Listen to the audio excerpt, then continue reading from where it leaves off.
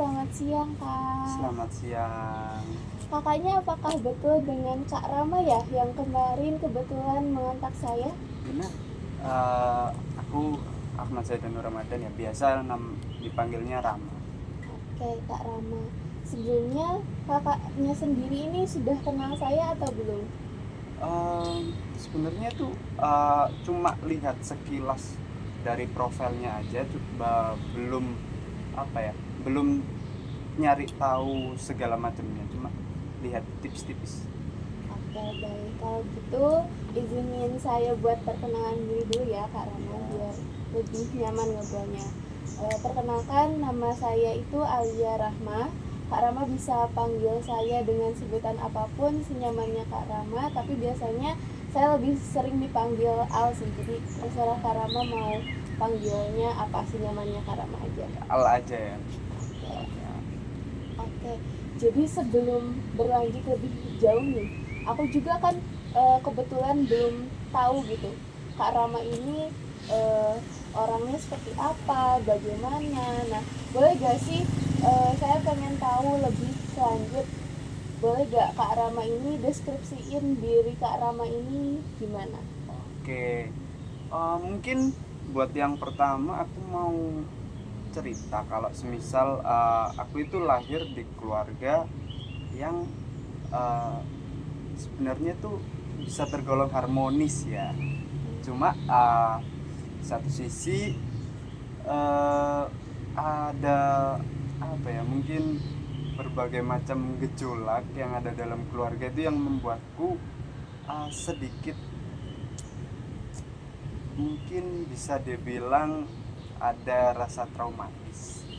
Terus juga bisa dibilang ada kalau yang sekarang yang aku rasain itu rasa nggak nyaman di rumah. Tapi overall sebenarnya bisa dibilang keluarga yang bahagia. Terus juga aku anak pertama dari dua bersaudara. Aku punya adikku sekarang masih SMP, masih kelas kelas 2. Nah, terus sekarang aku juga lagi kuliah di Universitas Negeri Surabaya. Sekarang udah semester 4 dan udah memasuki masa yang menurutku berat banget buat mungkin kalau bisa diukur rasanya kayak aku nanggung beban kayak gunung gitu loh. Kalau mau dibayangin ya, tuh berat banget rasanya. Aku kayak mau menyerah tapi ada harapan dari ayah, dari adik gitu kan. Jadi ya kayak gitu sih. Terus juga mungkin aku sekarang itu lagi seneng buat main game HP gitu kan, game mobile. uh, karena ya kalau semisal tugas sudah selesai udah pegang HP, main terus kayak gitu sih ya. Oke, dari tadi paparannya Kak Rama sepertinya masih ada yang kelewat nih, belum sempat Kak Rama spill. Tadi kan udah cerita tentang keluarganya, sekarang statusnya sebagai apa, dan juga lagi hobinya apa. Nah, tapi Kak Rama tadi belum nyebutin. Kak Rama kan tadi bilang sekarang kuliahnya di UNESA ya? Iya. Nah, Kak Rama ini apakah warlock atau dari luar kota gitu? Oke, iya maaf ya, mungkin aku tadi lupa. Aku asalnya dari Lamongan. uh, Daerahnya itu Tikung, sekitar 2 sampai 3 kilo dari pusat kota. Jadi ya kayak gitu, sedikit jauh. Kalau ke Surabaya itu mungkin sekitar bisa 2 jam kurang lah, 1 jam setengah sampai 1 jam 40 menit gitu ya misalnya. Oke. Berarti Kak Rama ini sekarang ngekos ya? Ya untuk sekarang ini aku lagi ngekos ya di deket-deket daerah Unesa gitu. Aku ngekos di daerah desa Lidah Wetannya. Jadi mungkin lebih ke biar nggak memberatkan diriku juga. Jadi lebih enak ngekos daripada pulang pergi kan 1,5 jam tuh kerasa banget ya. Pulang pergi 3 jam berarti seharinya. Tapi Kak Rama sendiri ini biasanya kalau pulang ke rumah itu seminggu sekali kah, sebulan sekali kah? Kalau semisal pulang itu mungkin kalau semisal ada libur 3 hari aku biasanya pulang. Contohnya kayak kalau mata kuliahku sekarang kan berhentinya di hari Jumat. Nah, Jumat pagi aku pulang di rumah bantu-bantu ayah, terus eh, iya, aku juga lagi buka bisnis angkringan sama adik. Nah, itu adik bantu-bantuin adik. Ya kayak gitu sih. Terus juga eh, mungkin sama main sama teman-teman kan refreshing juga kan. Produktif banget ya Kak Rama ini kayaknya Sebenarnya kegiatannya sekarang-sekarang. dibilang produktif sih enggak ya. Mungkin terlihat aja. Cuma sebenarnya itu enggak kayak gitu. Oke. Kak Rama tadi kan Kak Rama bilang rumahnya itu di Lamongan ya. Iya, Nah, kan Lamongan ini masih sekitar masuk Jawa Timur lah. iya. Tapi ada gak sih beberapa hal yang membuat Kak Rama ini culture shock gitu sama hidup di Surabaya ini? Meskipun jaraknya dekat lah ya, tapi Ya, ada gak sih gitu yang sebenarnya membedakan? banyak banget yang bikin aku culture shock ya.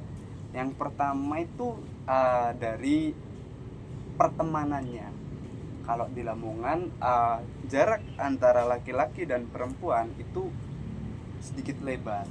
Nah, kalau di Surabaya itu kayak nggak ada batas sama sekali gitu. Jadi kalau temenku tiba-tiba ngerangkul gitu ya, aku kaget. Loh, ini beneran nggak apa-apa kayak gini gitu kan? Kayak gitu. Terus juga mungkin lingkungan pertemananku di Lamongan tuh rasanya kayak kurang luas setelah aku tiba di Surabaya gitu kan. Kalau aku pas di Surabaya ini kan ketemu dari orang dari Ponorogo, ketemu orang dari Banyuwangi, terus ketemu orang banyak macam-macamnya lah. Ada orang Sidoarjo. Jadi terasa mungkin lebih beraneka macam ragam orang bisa ketemuin di sini ya daripada di Lamongan. Kalau di Lamongan itu ya temanku orang Lamongan sendiri kan budayanya juga sama, jadi kalau ngobrol itu biasanya lebih cepet buat orang Lamongan. Kalau semisal aku lebih gampang akrab lah istilahnya sama orang Lamongan tuh, karena ya aku tuh sebenarnya suka banget ngobrol sama orang, tapi ada beberapa tipe orang yang kalau semisal diajak ngobrol nggak nyambung sama aku tuh aku kadang capek sendiri gitu. Oke, berarti ada plus minusnya ya tentang Iya. relasi itu. Oke. Tadi kan saya sempat dengar Kak Rama ini sekarang menempuh semester 4 ya. Iya. Nah, dimana yang saya tahu di semester 4 ini mata kuliahnya itu lumayan agak sedikit tricky gitu ya, sulit banget. Iya. Apalagi setahu saya ada metopen Iya. dan lain sebagainya. Nah, gimana sih selama berapa minggu pertemuan ke berapa? Kalau sekarang itu udah pertemuan kelima. Nah, pertemuan kelima ini gimana sih ngejalanin semester 4-nya? Jujur capek banget karena ya eh, aku dari masa SMA tuh bisa dibilang males banget ya sama yang namanya tugas. Dan di semester 4 ini udah lebih banyak, lebih susah. Pokoknya capek fisik, capek mental, terus juga usaha yang keluarin lebih banyak, biayanya juga nggak sedikit buat fotokopi, buat ngeprint, terus buat mungkin kerja kelompok di warung atau di mana itu rasanya kayak capek banget gitu. Terus juga biayanya mahal, mungkin seminggu itu bisa sampai 20-30 buat ngerjain tugas doang. Itu menurutku udah banyak, karena di Lamongan bukan di Lamongan ya maksudku, karena pas SMA jujur aja aku itu orangnya males, nggak pernah ngerjain tugas kayak gitu. Oke, berarti semester 4 ini cukup agak ngejalaninnya itu berat ya Kak? Berat banget, perasaanku campur aduk saat semester 4 ini. Untuk mata kuliah sendiri yang menurut Kak Rama ini paling sulit itu apa? Mungkin yang paling sulit pasti metopen ya, tugasnya kan yang pertama dia itu 3 SKS, yang kedua tugasnya itu banyak, yang ketiga kalau semisal aku ngantuk bentar itu materinya nggak masuk di otakku, makanya aku harus benar-benar fokus. Apalagi kan sekarang bulan puasa nih, aku tuh kadang meleng dikit gitu, udah bahas apa, bahas yang lain, jadi aku kayak gimana aku bisa fokus nih. Terus juga yang pertama tuh yang bikin berat sebenarnya itu circle pertemananku itu ini masalah yang udah dari semester 1 sebenarnya. Jadi pertemananku itu isinya cuma game, bahas yang jelas itu nggak ada yang bahas tugas kalau misal aku nongkrong gitu kan. Jadi kadang itu suka kelupaan karena ya udah nongkrong, nggak ada yang bahas tugas hari ini, ya udah fokusnya bahas game. Jadi ya kayak gitu, sering kelupaan karena teman-teman juga orangnya kayak aku gitu, sedikit malas. Biasa lah ya, apalagi cowok-cowok gitu ya kan, Iya. pasti agak gimana gitu. Nah itu yang bikin aku tuh sedikit mungkin bisa dibilang jadi beban kelompok, tapi aku tetap berusaha buat kalau semisal disuruh ngerjain ini aku ngerjain ini, kalau semisal disuruh fotokopi aku fotokopi, kalau semisal disuruh presentasi aku harus ngapalin materinya. Jadi mungkin itu sedikit usaha ya buat mengkompensasi kelupaan-kelupaanku yang ada di kelompok kayak gitu. Tapi bagus sih, seenggaknya Kak Rama ini sadar gitu, punya tanggung jawab dan harus mencoba apa yang sekiranya Kak Rama ini bisa bantu. Nah, Kalau dosen sendiri menurut Kak Rama di semester 4 ini ada gak sih yang kayak killer atau gimana gitu? kalau killer sih enggak ya. Mungkin ini sedikit cerita nih, sedikit cerita. Aku di semester 3 itu diajarin sama salah satu dosen laki. Itu semester 3 tuh emang kayaknya nih orang nih punya masalah apa sih sampai ngasih masalah ke mahasiswanya kayak gitu. Tapi setelah semester 4 ini aku kan jadi PJ-nya dia. Wow. Aku jadi PJ-nya dia, aku ngehubungin, terus aku tanya-tanya soal tugas gitu. Itu ternyata orangnya asik kok. Ternyata orangnya tuh nggak semengerikan yang kukira. Terus juga orangnya sering bikin status. Itu lucu banget, story-storynya tuh lucu banget. Ya emang dosen muda, terus juga mungkin milenial akhir ya. Wah, orangnya tuh milenial akhir, sekitar umur 30-an. Jadi kalau semisal dia bikin story WA atau update di medsos itu masih nyambung sama maksudnya aku masih paham lah apa yang mau dia liatin gitu. Tentu paling lucu itu kemarin dia bikin story WA itu masalah game. Jadi dia menang di game, terus killnya banyak, dia screenshot dibikin story. Itu aku ketawa sama teman-temanku, lucu banget sumpah. Karena ya itu menurutku ini dosen nih killer, tapi kok tiba-tiba bikin story yang lucu kayak gini gitu kan. Iya, mungkin itu sih. Kalau semester ini tuh nggak ada dosen yang benar-benar killer, karena yang kukira killer ternyata orangnya asik. Itu berarti pentingnya don't judge book by cover. Itu banget, bener. Aku awalnya ngiranya wah killer banget kalau ngasih tugas gak ngotak gitu kan. Ternyata asik juga dosennya. Oke, karena tadi kan udah cerita nih tentang lingkup akademiknya seperti apa.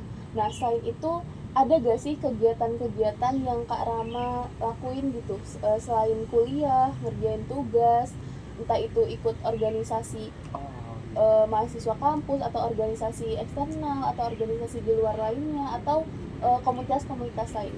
Mungkin kalau organisasi yang aku ikutin itu ya himpunan ya, himpunan dari prodiku sendiri itu aku. Kalau sekarang sih udah enggak, tapi saat semester 2 dan 3 itu aku ikut HMP, ikut himpunan prodi. Nah menurutku eh, ini kalau aku boleh jelasin dikit ya, pengalamanku ikut organisasi itu nggak pernah baik ya. Kayaknya ya, kalau yang kurasain tuh organisasi yang kumasukin, contohlah HMP itu. HMP yang ada di pikiranku awalnya saat masuk itu uh, lebih banyak, harusnya ya, kalau kata-kata orang itu lebih banyak sisi kekeluargaan. Jadi kalau semisal ada yang kesulitan atau semisal ada yang seneng, itu dibagiin ke sesama anggotanya. Nah yang kurasain saat di HMP ini itu orangnya individualis, terus nggak ada yang sesepele, mungkin nongkrong, mungkin ngajak ngomong itu dikit banget, kecuali orang yang udah aku kenal sebelum aku masuk HMP gitu kan. Tapi kalau anggota yang asing buatku gitu, kayak masa aku terus yang ngajak ngomong gitu kan, masa aku terus yang buka topik, terus juga obrolannya itu kadang nggak nyambung, jadi kadang tuh capek banget di sini, kadang aku pengen keluar, mungkin kayak gitu. Terus juga masalah program kerja, masalah proker. Nah proker tuh kayaknya yang selama aku ikut HMP ini kayaknya banyak banget masalahnya, banyak banget sumpah. Contoh lah, kalau semisal ada broker nih, ada broker, terus setelah itu kan dari HMP sendiri itu kan nggak nyediain dana ya. Mungkin dananya itu cairnya itu saat akhir periode kan, aku nggak tahu kalau semisal masalah dana-dana itu, cuma nggak ada dana. Terus setelah itu si sponsornya juga nggak dapet, otomatis nggak ada uang masuk, panitianya yang disuruh iuran. Nah tuh problemnya tuh banyak. Perasaanku, masa aku satu periode ini tuh cuma ngeluarin duit doang, nggak ada yang ku dapat gitu kan. Jadi menurutku emang organisasi tuh kayak gini ya, kayak gitu sih. Terus juga problem antar anggotanya itu berjilid-jilid, lebih ke berjilid-jilid, nggak cuma 1 2 tapi banyak. Terus setelah itu lanjut 2 season, lanjut season 3 gitu. Capek aku ngurusin, ya gak ngurusin sih, maksudnya aku lihat orang berantem tuh kayak, mereka itu ngapain ya, mereka itu emang nggak capek gitu kan berantem, emang nggak mau damai gitu, emang nggak mau ya. Jadi ya menurutku pengalamanku masuk organisasi itu nggak seasik itu ternyata, karena mungkin dari ekspektasiku sendiri itu udah terlalu tinggi saat masuk ya, kayak orangnya asik, terus kalau semisal ada salah satu anggota yang kesulitan itu dibantuin, salah ekspektasiku sendiri. Terus juga mungkin selain dari masalah pribadi orang-orangnya, masalah uang, terus juga masalah waktu. Sebenarnya itu problem utama, itu masalah waktu. Karena ya apa, semester 2 emang menurutku lebih ringan, tapi semester 3 itu tugasnya banyak banget, dan aku kayak sedikit kesulitan lah buat mengatur waktu-waktu. Jadi mungkin saat di semester 3 itu gue ada penurunan nilai, mungkin ya memang nggak sebanyak itu, tapi aku merasa bersalah lah sama ayahku yang udah memberikan tanggung jawab. Aku udah dibiayain kuliah keluar, terus setelah itu aku ikut organisasi, ternyata yang harusnya ku favoritin atau ku nomor satukan itu malah nggak maksimal, atau kuliahku itu malah nggak maksimal. Aku malah lebih menghabiskan waktu buat organisasi yang sebenarnya manfaatnya itu nggak sebanyak itu. Kalau semisal dari awal aku nggak ikut, mungkin yang nggak ada yang berubah dari diriku. Mungkin aku harusnya malah bisa meluangkan lebih banyak waktu buat belajar, buat ujian tugas harusnya ya. Mungkin itu sedikit penyesalanku ikut organisasi. Oke, berarti mungkin emang ada beberapa experience yang bisa dibilang tidak memuaskan bagi Kak Rama, tapi seenggaknya Kak Rama udah keren bisa survive sampai akhir periode dan sampai akhirnya sekarang demisioner. Dan mungkin juga dari banyaknya problematika yang Kak Rama udah rasain itu, banyak hal yang bisa Kak Rama ambil pelajaran agar itu tuh tidak terjadi gitu di lingkungan yang lainnya, seperti itu. Terus sih, oh iya, terus aku juga mungkin mau sedikit cerita permasalahan kenapa kok aku mau datang ke kamu itu. Ini sebenarnya masalah utamanya. Yang tadi tuh aku cuma apa ya, ya mungkin masalah yang bisa kuatasin sendiri. Tapi kalau yang ini mungkin udah terasa cukup berat sampai aku kayaknya aku udah nggak sanggup nih. Mungkin bahkan aku udah nggak sanggup buat ngejalanin hidupku sepenuhnya. Berat banget sebenarnya mau cerita, cuma mungkin awalnya tuh saat aku SMA, saat aku kelas 3 itu aku kehilangan sosok ibu. Sebenarnya kalau dilihat dari kecil itu aku lebih deket sama ibu daripada sama bapak. Bapakku tuh orangnya kan kerja, pas pulang itu aku udah tidur, jadi nggak pernah ketemu sama sekali. Istilahnya kayak gitu sih. Mungkin ada suatu ketika itu 3 tahun atau 2 tahun ayah itu cuma pulang kerja, dan nggak pernah ngobrol sama sekali sama ayah, karena emang waktunya tuh nggak pas itu aku lagi sekolah, lagi SMP. Aku harus tidur itu nggak boleh sampai jam 9 kan, maksudku normalnya anak SMP ya, tidur jam 9, bangun jam 5. Nah ayahku itu pulangnya jam 10. Nah dan dari jam 10 itu dia mungkin nggak tahu dia ngapain aja, cuma yang jelas 2 tahun itu aku nggak pernah ngobrol sama sekali sama ayah. Nah jadi menurutku peran sosok ayah tuh udah hilang. Nah karena hal itulah aku lebih deket sama ibu. Nah, ibu emang banyak istilahnya tuh mengasuh, lebih banyak memberikan kasih sayang, lebih banyak memberikan perhatian daripada seorang ayah. Makanya saat kelas 3 aku kehilangan sosok ibu itu rasanya kayak seakan-akan dunia tuh nggak dunia, lebih ke diriku yang nggak ada tujuan lagi, nggak ada motivasi buat hidup.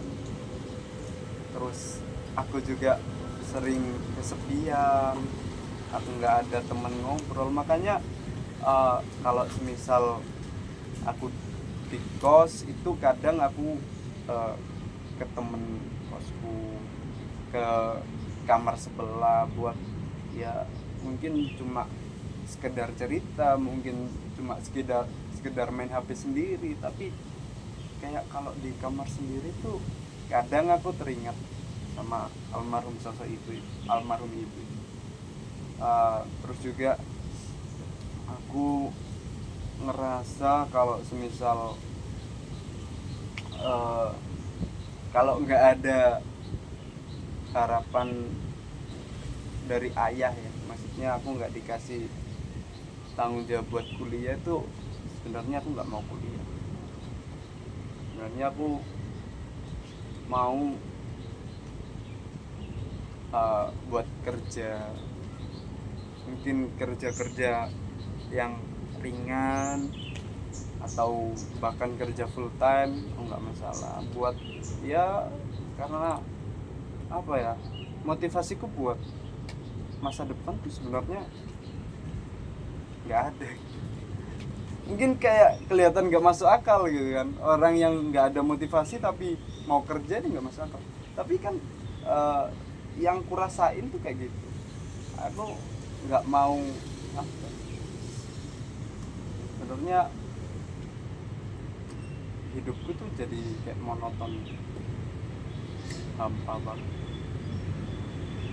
Nggak kehilangan sosok ibu apalagi itu kan, itu kayak kamu nih udah dijotos sama masalah kehidupan, terus ketiban meteor kayak gitu. Jadi pernah satu kepikiran,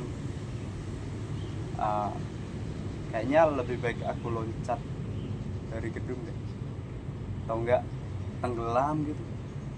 Beneran, aku pernah sampai kepikiran kayak gitu. Mungkin nggak kepikiran lagi, udah hampir ngelakuin itu.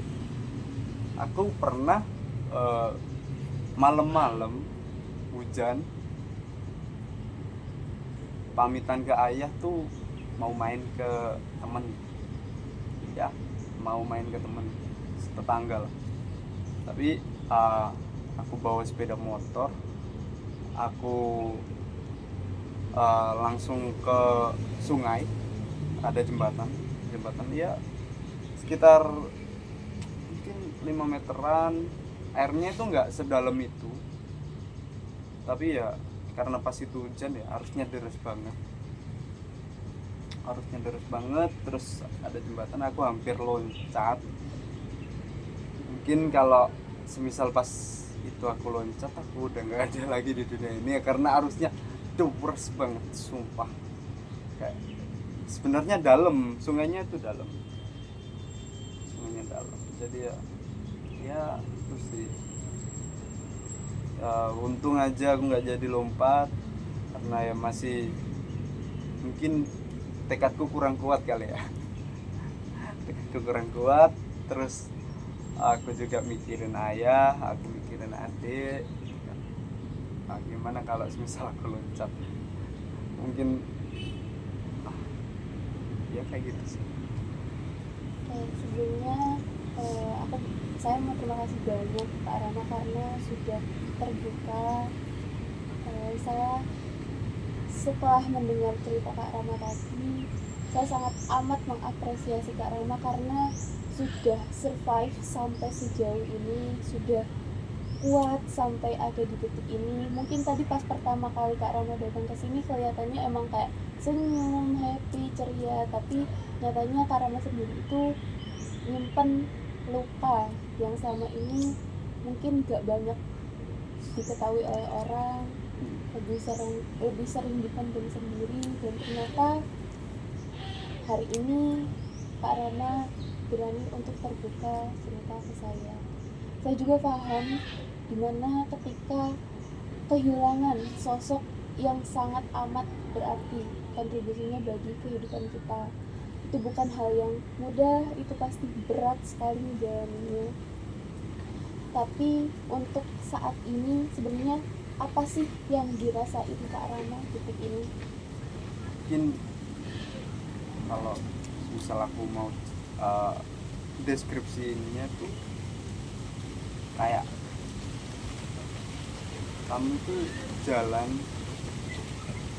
di hutan yang nggak ada lampu, nggak ada jejak kaki manusia sama sekali yang bisa aku ikutin. Jadi aku cuma ngeraba-raba, hampa, gelap, nggak ada orang lain. Terus juga aku tuh apa ya, kayak ngisi kekosongan tuh, mencoba ngisi kekosongan tuh nggak bisa gitu. Aku mencoba ngisi kekosongan dengan teman-temanku itu nggak bisa. Terus bahkan adik dan ayahku sendiri aku merasa itu nggak bisa gantiin ibu sih. Mungkin sedikit jahat aku ngomongnya, tapi emang yang kurasain kayak gitu. Jadi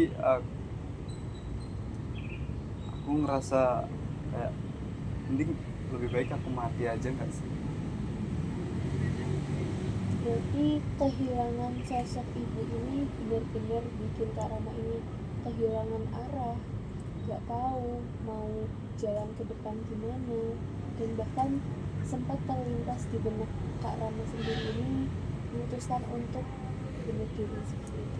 Iya.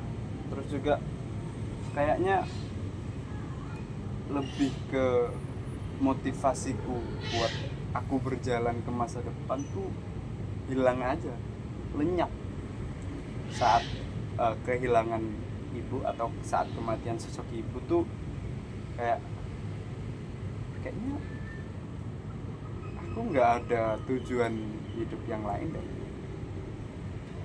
Atau mungkin aku belum nemu aja, aku berharapnya belum nemu, sumpah. Tapi sampai sekarang hampir 3 tahun setelah kematian ibu, aku masih belum nemu tujuanku buat hidup beneran. Aku kuliah tuh cuma karena dipaksa sama ayah. Sebenarnya aku kayaknya mulai menyesali kenapa kok saat itu aku gak loncat. Mungkin aku mencoba berharap aja gitu, kayak kali aja ada sesuatu, atau kali aja aku berkuliah ini aku bisa nemuin motivasiku gitu. Tapi ternyata setelah 2 tahun aku berkuliah atau 4 semester ini, aku ngerasa kayaknya hidupku sama aja deh. Jadi benar-benar mungkin kesini aku cuma mau cerita aja, tapi gimana ya,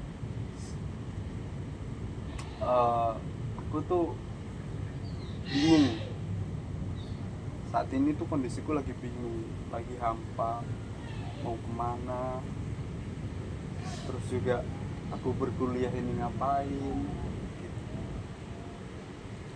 Berarti selama Kak Rama berkegiatan kuliah, organisasi, itu sebenarnya cuma topeng Kak Rama sendiri, padahal jati diri Kak Rama ini sendiri itu merasa hilang, merasa hampa seperti itu.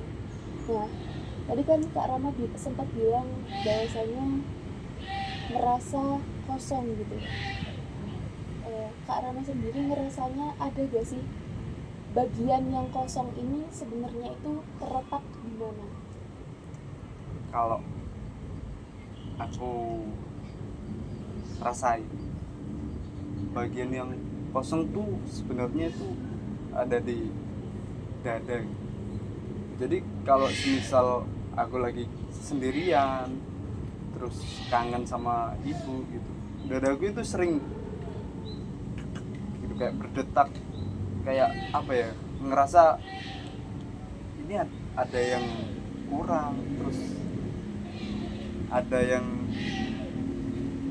janggal aja gitu. Kayak udah 2 tahun tapi aku tetap ngerasain efeknya, ngerasain kehilangannya tuh masih kerasa bahkan sampai 2 tahun ini. Jadi aku ngerasa ya belum, ternyata 2 tahun pun nggak bisa ngobatin kehilangan ibuku. Jadi aku ngerasa kayaknya mending saat ini aku loncat aja deh, kayaknya deh, kayak nyari tempat, nyari gedung, kayak mumpung di Surabaya tinggi banget kan, tinggi banget gedungnya, nyari gedung loncat gitu. Tapi ya masih ada, mungkin ada penyesalan kalau aku loncat, jadi aku nggak memutuskan jalan itu.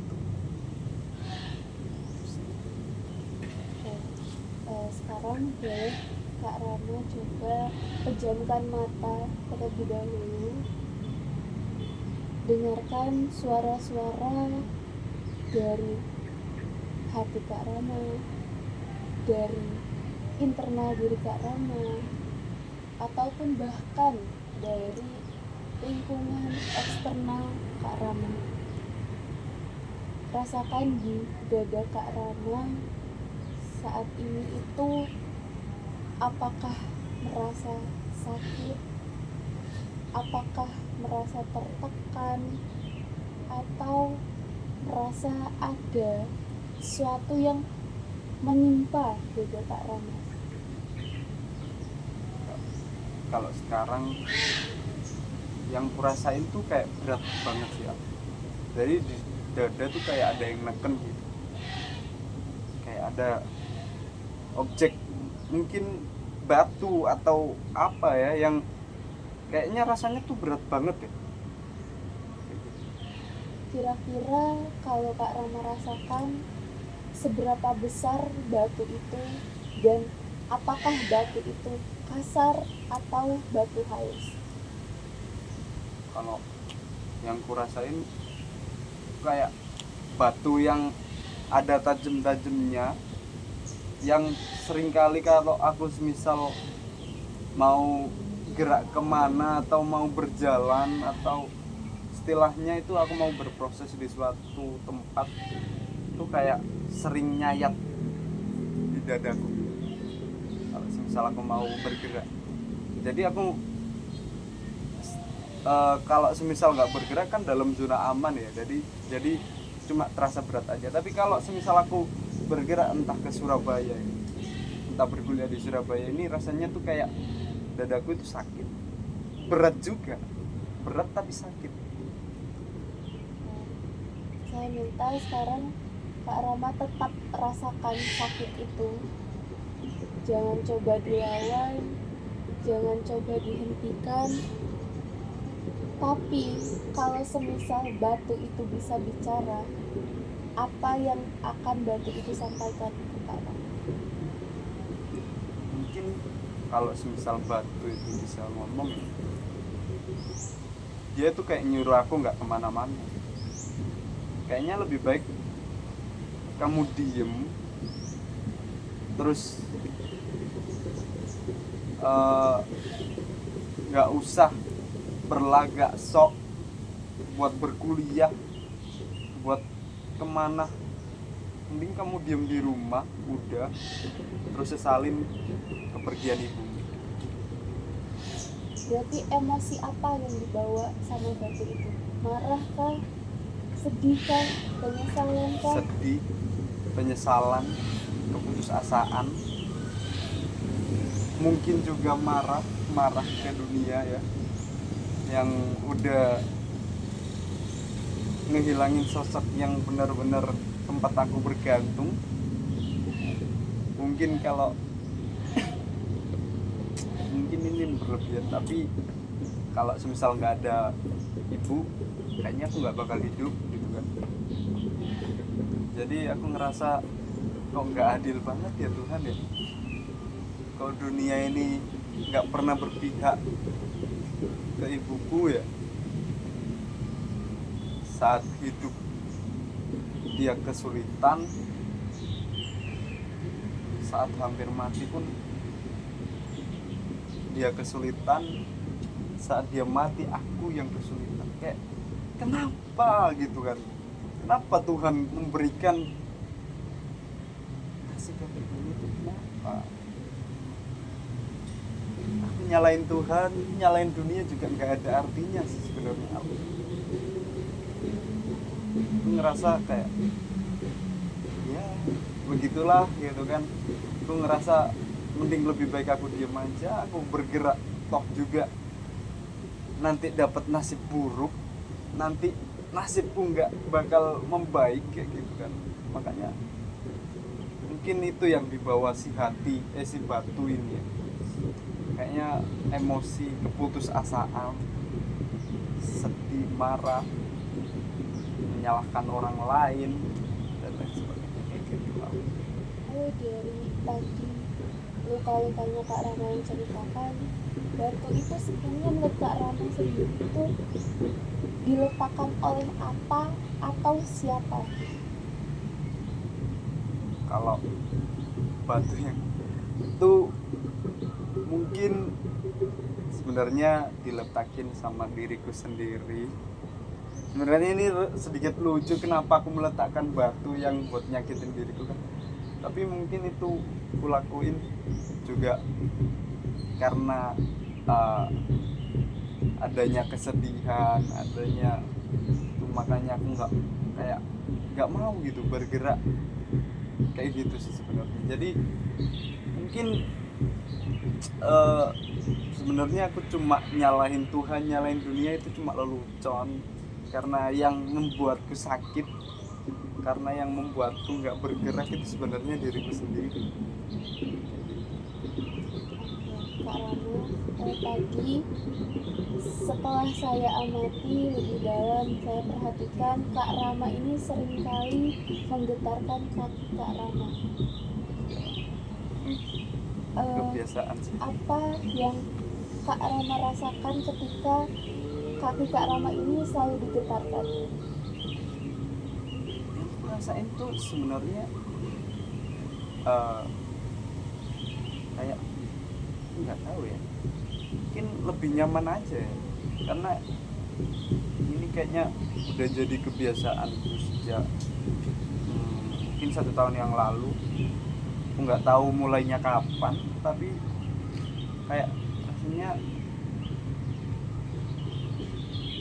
nggak tahu ya, mungkin pelarianku dari kesedihan biar aku nggak memikirkan ibuku. Makanya aku mencoba buat bergerak, mencoba buat berlari ya, kayak berlari dari semua masalahku. Kayak contoh kayak aku sekarang, aku rasanya pengen lari aja gitu, nggak usah ngurusin kuliahku. Aku pengen entah kemana, terus mungkin bahkan setelah kalau aku nurutin kakiku, mungkin aku bakal loncat, nggak tahu sih. Rasanya kayak gitu. Oke Kak Rama, di sini saya ingin coba Kak Rama mempraktekkan yang namanya the exaggeration exercise, dimana itu artinya melebih-lebihkan. Nah, sekarang kan saya lihat posisinya Kak Rama sendiri itu menggetarkan terus ya kakinya. Nah, saya ingin saat ini, detik ini Kak Rama terus menggetarkan kakinya secara terus-terusan, secara melebih-lebihkan, sehingga Kak Rama sendiri pada akhirnya berhenti sendiri seperti itu. Oke, Boleh dicoba. kita coba ya Al ya.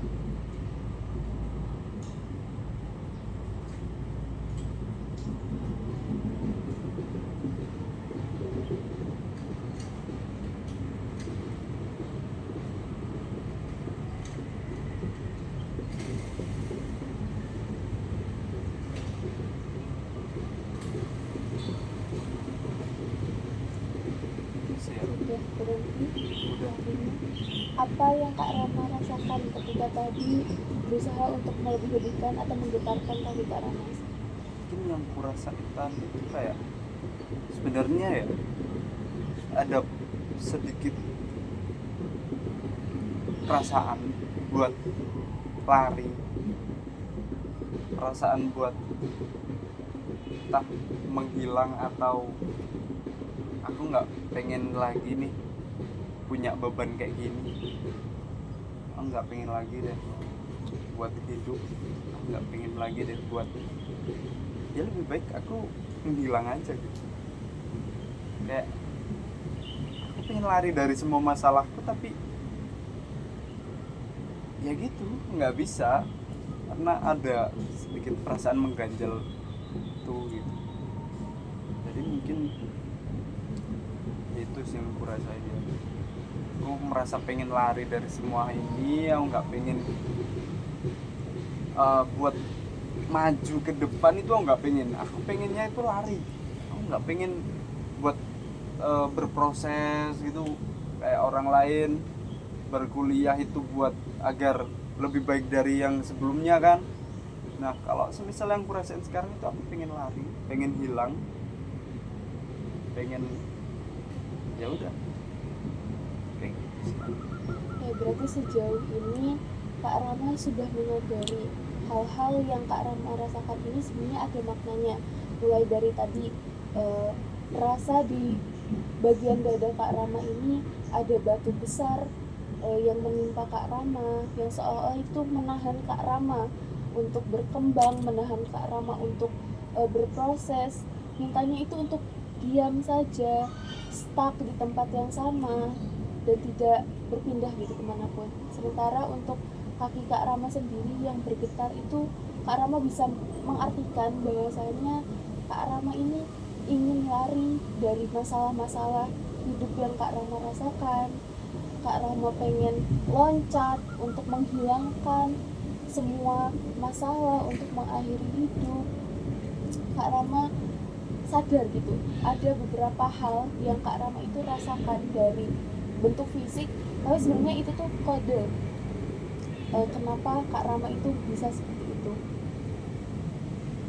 Oke Kak Rama, selanjutnya di sini saya ingin Kak Rama itu melakukan yang namanya reversal technique, dimana Kak Rama ini mencoba untuk sedikit saja, saya pengen coba sisi yang Kak Rama sekarang rasakan itu dibalik.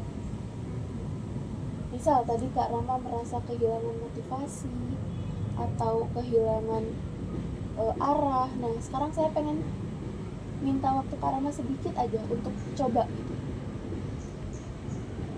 Membalik menjadi aku yang penuh semangat gitu.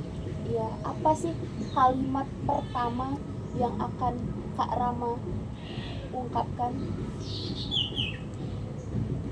Kalau semisal aku ada motivasi buat hidup, mungkin yang paling pertama bakal ku ucapin tuh, aku mau